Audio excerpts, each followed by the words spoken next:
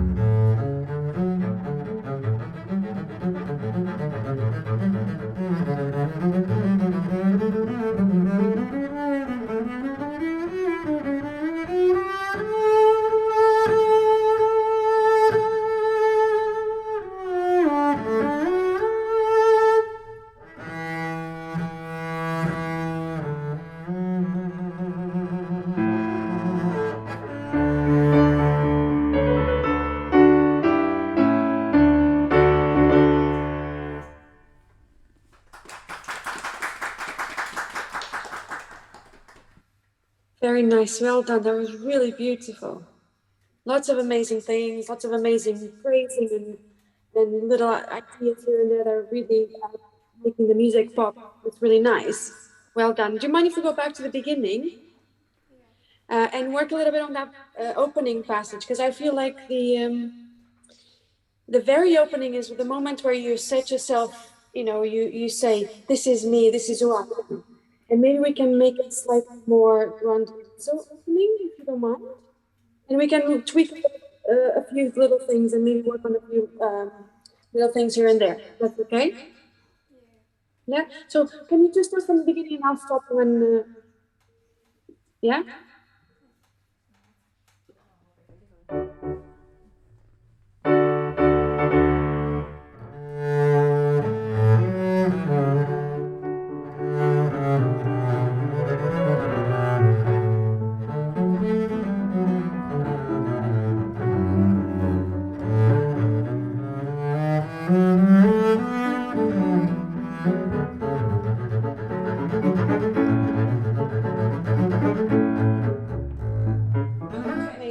Amazing, great, well done, really, really good. So where do you think, in this whole phrase here, the whole long phrase, where do you think is the biggest moment? What do you think the biggest moment should be? I think the beginning. Yeah?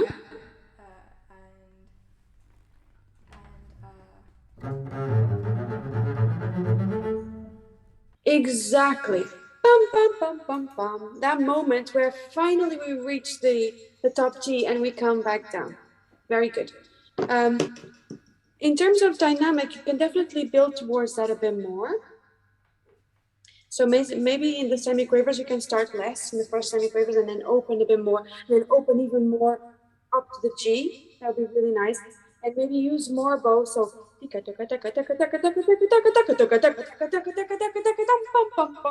lots of bow at the end. Really going for it. And in terms of the beginning, we have to be very careful when we play with open Gs that because we're playing an open G, the other notes don't sound slightly out of tune sometimes. If we're not really, in the center of the note, it might sound slightly out of tune. So just make sure that the very first C is really, really in tune. So can you check that note for me for a second? Just check that note. If you play an open G,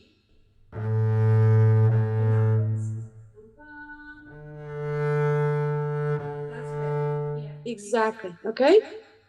That note needs to be really, really in tune. Very good. Now, I see this like this. Like there's a bit of a in and out feeling. So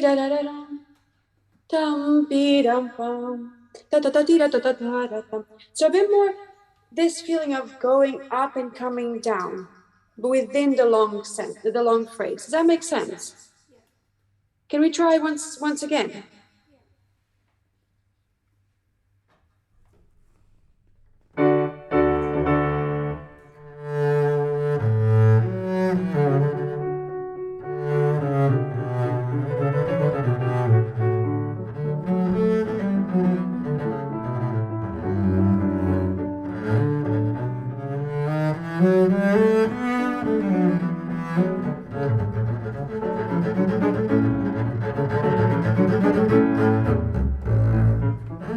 Much better, much better. The semiquavers were really good.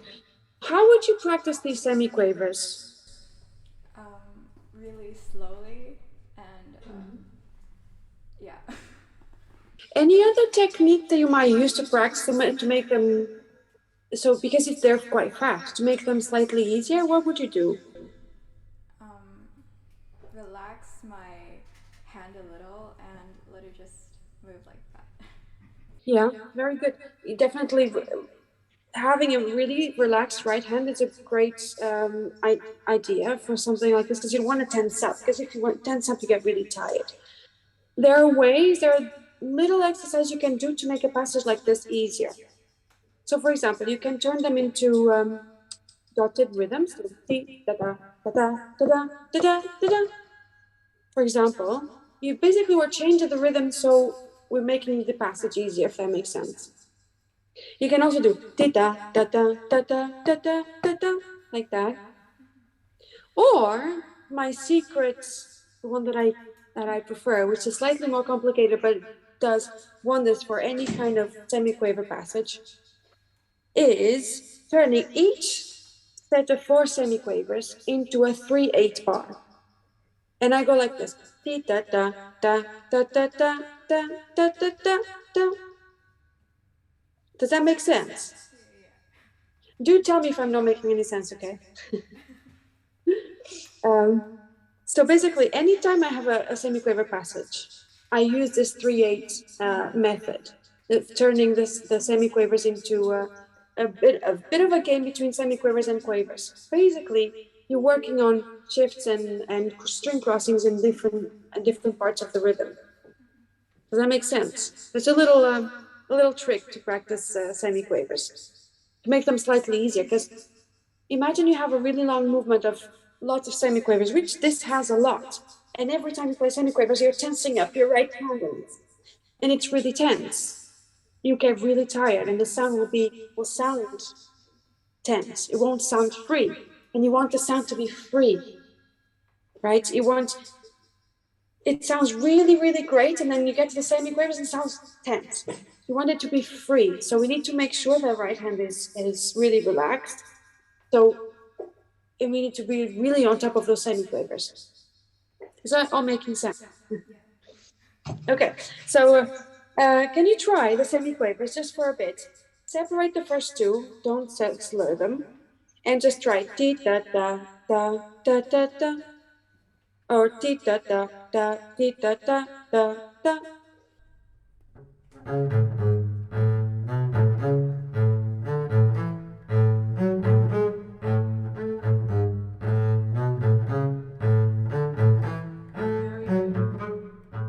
Okay, this is number 1. The second exercise is this one. Di da da da, di da da da, di da da da. Okay, can you try that one?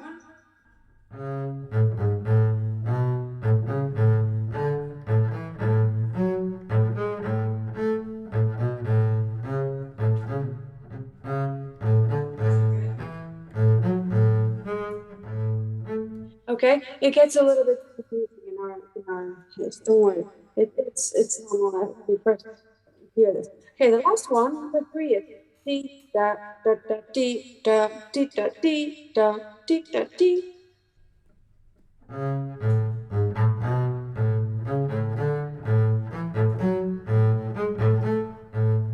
Okay, very good. So this idea is you do this exercise for a bit, for a little while, and then when you go to the semiquavers, they should be much easier to play. Yeah, so it's something for you to think about in your practice time. You can do a bit of, yeah. Okay, next, the upbeat to 25. Bum bum bum bidam ba bidam ba badam ba badam. I wonder if we can do something else a bit more sparkly with it. Instead of bum bum bum bida ba bida ba bida ba bida bum bum bum badam ba badam ba badam ba badam. A bit more pomp and circumstance, a bit, you know? Yeah. Do you mind trying again from the beginning? Really nice first C, really nice opening of that C, open sound. take a deep breath before you start and have a really big breath into the sound. So you breathe into your sound, and then you put the bow on the string. And when you put the bow on the string, you have a really open sound because you're full of air in your lungs, and the bow will be full of life too. And then thinking about these little things in the semiquavers, a bit more life in those ti-dum, pa-bi-dum, pa-bi-dum. Great. Once more.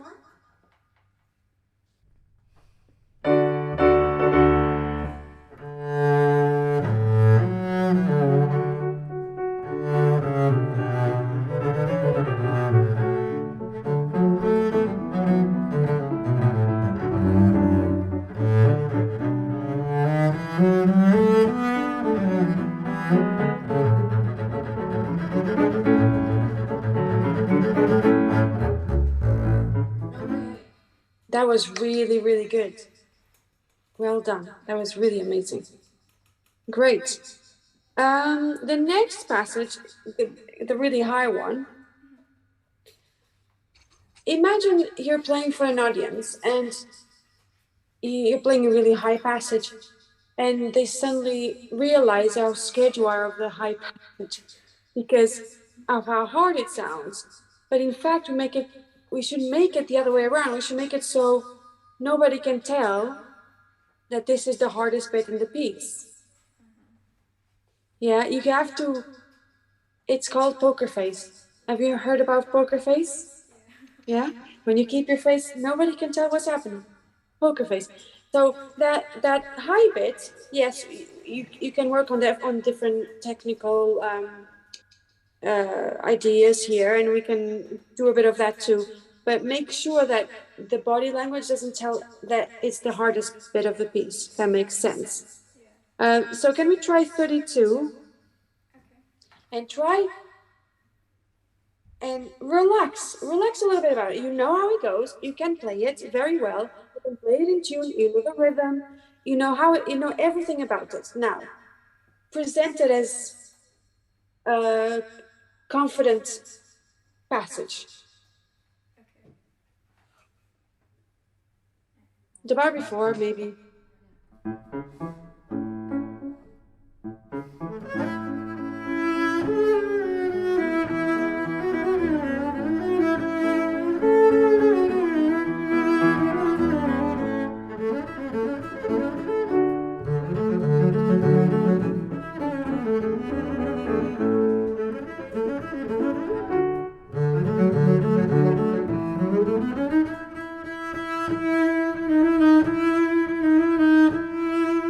Okay, very good, very good. Da da da da da da da da da da da. You know the one that goes C E G C E G. You know that one. Can you try slightly more? Your bow slightly more parallel to the string. Because and think about this as you never put your bow on the string angle. You always stay between. So basically, imagine you have three steps. The steps are A string, D string, G string. Yeah. You shouldn't think of them as steps. You should think of them as a lift between each string. So you're kind of in between each one all the time. So you're between the A and the D, and the D and the G. If you go A, D, G like this, it just feels really active, and we're not going to get the notes that precise. I would like you to try and stay between each one a little bit closer, just enough that you can play, each note. But think about this movement not being too big. Can you try just that one little bit?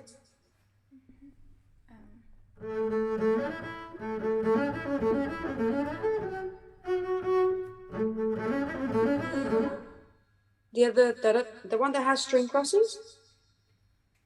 The 37, yeah.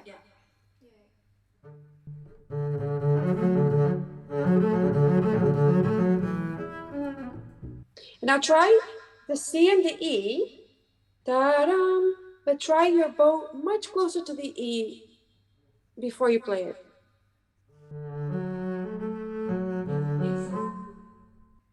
Exactly, everything much closer.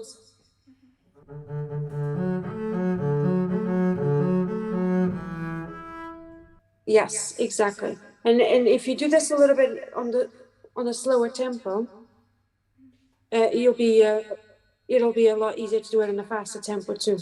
Yeah. I don't think I have that much time left. Yeah, it's really good. Thank you, Vera. Yeah. Thank you. Well done. It was Yeah. really amazing. Thank you. Well done.